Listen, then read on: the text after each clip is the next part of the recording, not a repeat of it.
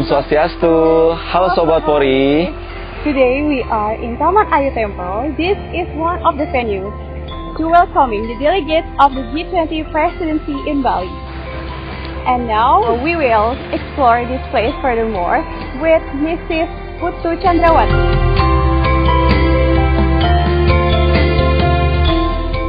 What could we bring from the Balinese culture to this G20 Presidency? Well, Bali is rich in its cultural and touristic attraction, and in this place alone we can explore a lot of things, starting from the architecture and then the handicrafts, as well as the temple itself, and dances, and many more. Okay, I saw so many beautiful decorated standing bamboo. Can you show us what is that, ma'am? Ah, you mean the curved decorated bamboos? Yeah. They are called penjor. Oh. And we also have those stuff here. Why don't we just go right to that place? Yeah, sure.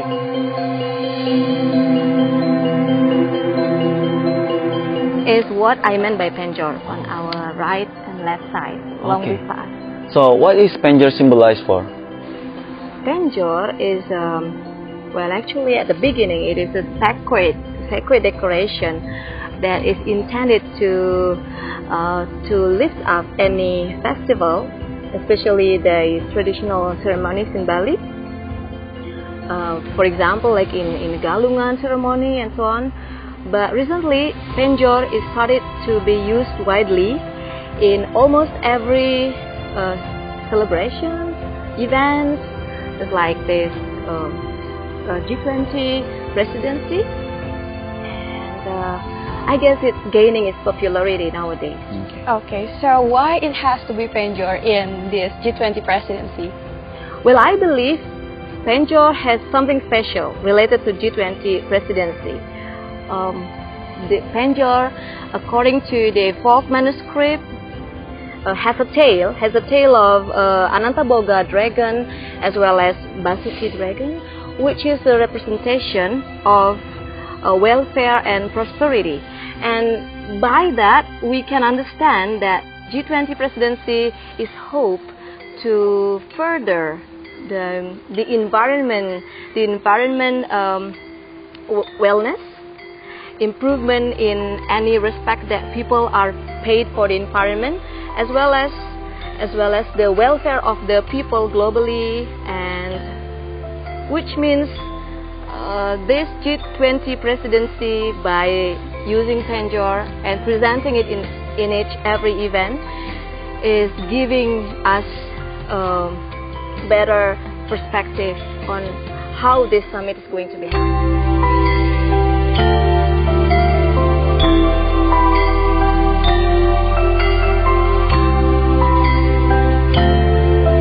Is there the most iconic traditional Bali dances?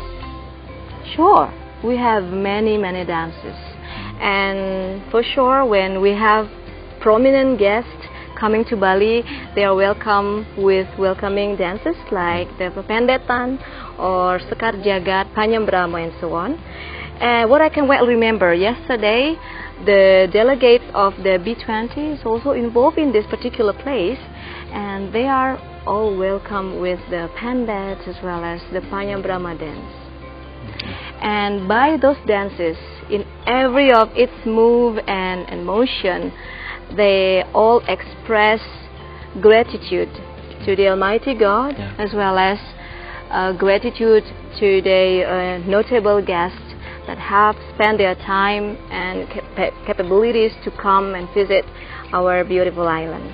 Besides those welcoming dances, the delegates of G20 presidencies are also welcome with special performance of Barong and Rangda dance. Let's go to that side to really see in detail how is Barong actually look.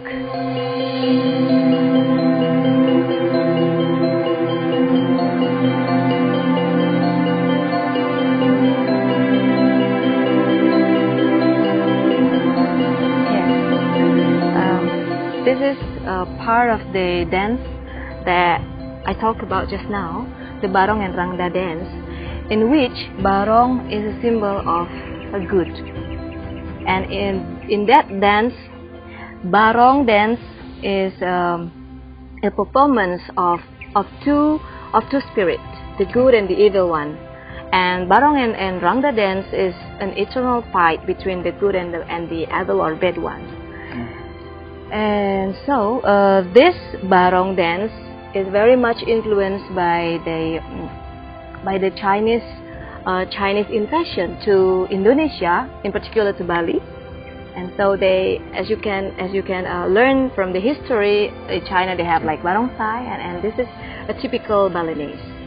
I believe that it is important for all of us to understand that the concept of Barong and Rangda dance is very important to be presented in G20 Presidency, because the symbol that this dance brings or offers give us a highlight of this special summit.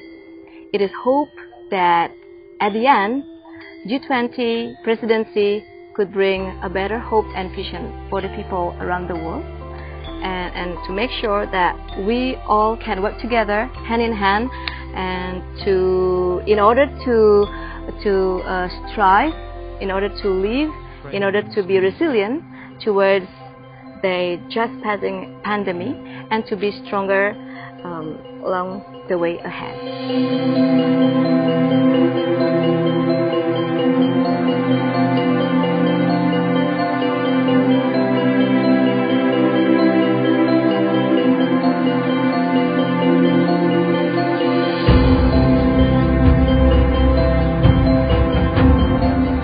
Excuse me, ma'am.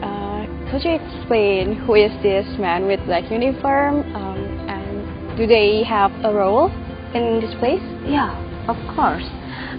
These are called pecalang in Balinese, and they are actually a local wisdom, one of the local wisdom in here, and they are part of the Bakamda, Badan Keamanan Daerah, or the local security, and its main role is to maintain security along with the police as well as the army. Okay. And the synergy that the Bakamda and the police will be making sure to us that this G20 presidency will run smoothly.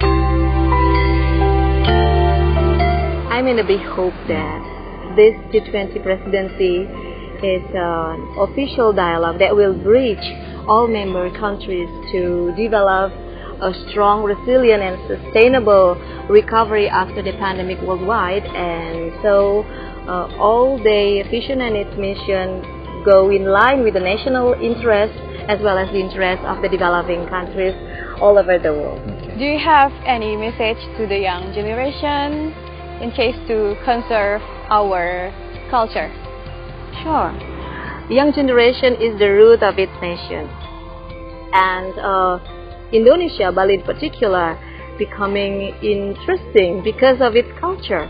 And so the people, especially the young generation, have to deeply rooted in that culture and maintain as well as preserve their own culture by becoming unique and becoming distinctive by what they have, being grateful for that, and of course keep on learning and doing what they love, being creative, as well as explore more to the environment around their living place, as well as to pay attention on what is going on around the world. So in that way, our young generation will not lose their traits, and they will become a strong member of the universe and the world for sure.